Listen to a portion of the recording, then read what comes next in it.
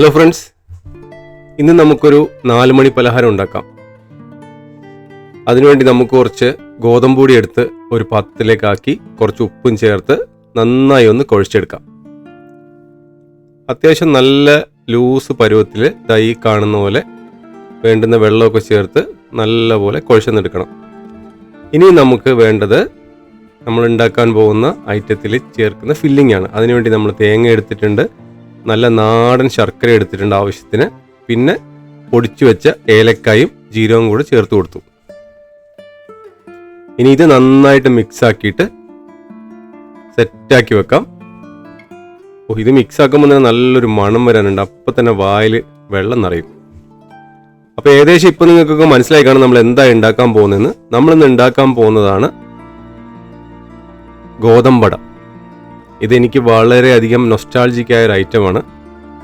അപ്പോൾ നമ്മുടെ ഇരുമ്പിൻ്റെ ദോശക്കല്ലെടുത്ത് അടുപ്പിൽ വെച്ചിട്ടുണ്ട്. അല്പം വെളിച്ചെണ്ണ തൂത്ത് കൊടുത്തതിന് ശേഷം മാവ് നമുക്ക് ദോശക്കല്ലിലേക്ക് ഇട്ട് കൊടുക്കാം. അതിനുശേഷം ആവശ്യത്തിന് വെള്ളം കയ്യിൽ തേച്ച് ഇങ്ങനെ പരത്തി, കൈകൊണ്ട് തന്നെ പരത്തി നല്ല നമുക്ക് ആവശ്യമുള്ള വലുപ്പത്തിലേക്ക് ഇത് മാറ്റാം. ഇത് കൈകൊണ്ട് തന്നെ പരത്തി ചെയ്യുന്നതാണ് ഇതിൻ്റെ ഏറ്റവും വലിയൊരു ടേസ്റ്റ്. പിന്നെ നമ്മൾ നേരത്തെ റെഡിയാക്കി വെച്ച ഫില്ലിംഗ് ഒക്കെ ഇതിനകത്തേക്ക് വെച്ച് ഇതിങ്ങനെ മടക്കി 2 വശവും തിരിച്ചു മറിച്ചു വിട്ട് വേവിച്ചെടുത്തു കഴിഞ്ഞാൽ നമ്മുടെ ഗോതമ്പട റെഡിയായി.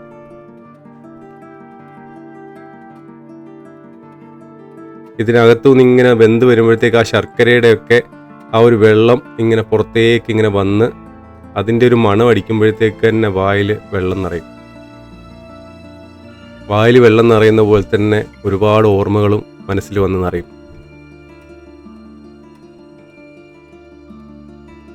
പണ്ട് സ്കൂൾ വിട്ട് വരുമ്പം വല്യമ്മച്ചിയും അമ്മയും ഉണ്ടാക്കി തന്നിരുന്ന എനിക്ക് ഏറ്റവും ഇഷ്ടമുള്ള ഒരു പലഹാരമാണ് ഗോതമ്പട. അപ്പോൾ നമ്മുടെ അട റെഡി ആയിട്ടുണ്ട്. ഞങ്ങൾ 2 എണ്ണമാണ് ഉണ്ടാക്കിയത്. ഇത് 2 എണ്ണം കഴിക്കുമ്പോൾ തന്നെ വയറ് നല്ലോണം നിറയും.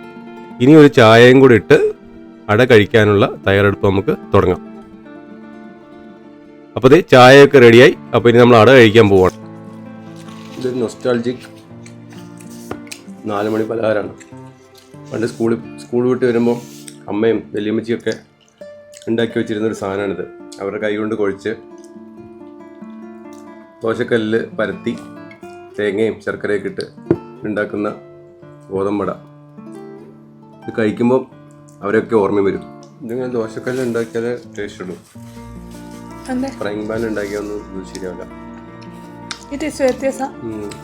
നല്ല വ്യത്യാസമാണ്. അങ്ങനെ എടുത്ത് കഴിച്ചോ.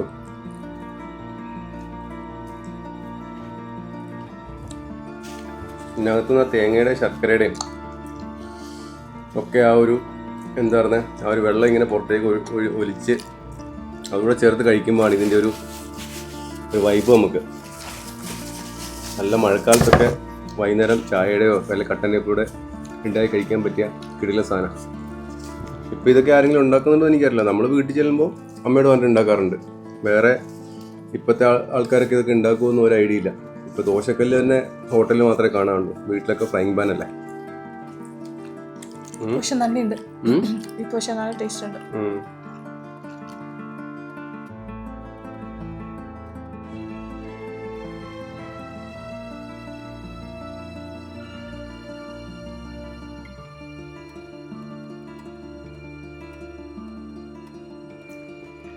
അപ്പോൾ ഇതാണ് ഇന്നത്തെ ഞങ്ങളുടെ 4 മണി പലഹാരം, നൊസ്റ്റാൾജിക് ഗോതമ്പട. അപ്പോൾ നിങ്ങളെല്ലാവരും ട്രൈ ചെയ്ത് നോക്കണം, ഇഷ്ടപ്പെടും. മധുരം ഇഷ്ടമുള്ളവർക്ക് ഇഷ്ടപ്പെടും, അല്ലാത്തവർക്ക് ഇഷ്ടപ്പെടാൻ തീരെ സാധ്യതയില്ല. ഇനി വെല്ലം വെച്ചുണ്ടാക്കിയാൽ ഈ ഒരു ടേസ്റ്റ് കിട്ടൂല. നമ്മുടെ തെക്കോട്ടൊക്കെ കിട്ടുന്ന ശർക്കര അല്ലെങ്കിൽ ശർക്കര ഉണ്ട, അത് വെച്ചിട്ടാണ് ഇതിൻ്റെ ഒരു ഒത്തൻറ്റിക് ടേസ്റ്റ് കിട്ടുക. വെല്ലത്തിന് വേറെ ഒരു ഡിഫറെൻറ്റ് ഫ്ലേവറാണ്. ഒരു പക്ഷേ പ്രവാസികൾക്കായിരിക്കും ഇതൊക്കെ ഒരു നൊസ്റ്റാൾജിയ. നാട്ടിൽ നിൽക്കുന്നവർക്ക് എന്ത് നൊസ്റ്റാൾജിയ? ഞങ്ങൾക്കല്ലേ എല്ലാ നൊസ്റ്റാൾജിയും. 4 മണി പലഹാരവും നാടും വീടും നാട്ടുകാരും വീട്ടുകാരും ഉത്സവവും കല്യാണവും എല്ലാം ഞങ്ങളെപ്പോലുള്ള പ്രവാസികൾക്ക് നൊസ്റ്റാൾജിയല്ലേ. അക്കൂട്ടത്തിൽ ഇതും. ഇതിൻ്റെ പുറത്ത് കരിഞ്ഞ പോലെ കാണുന്നത് ഗോതമ്പ് കരിഞ്ഞല്ല, ഇതിൻ്റെ ഈ ശർക്കരയുടെ ഒക്കെ തേങ്ങ ശർക്കരയുള്ള മിക്സ് ചെയ്തതിൻ്റെ ആ വെള്ളം ഇങ്ങനെ പുറത്തേക്ക് വന്നിട്ട് അതിങ്ങനെ കരിഞ്ഞ പോലെ കിടക്കുന്ന കളറാണ് ഈ കാണുന്നത്. അട കരിഞ്ഞല്ല. അപ്പോൾ എന്തായാലും വേറെ നല്ലൊരു 4 മണി പലഹാരമായിട്ട് നമുക്ക് ഇടയ്ക്ക് കാണാം. ബൈ.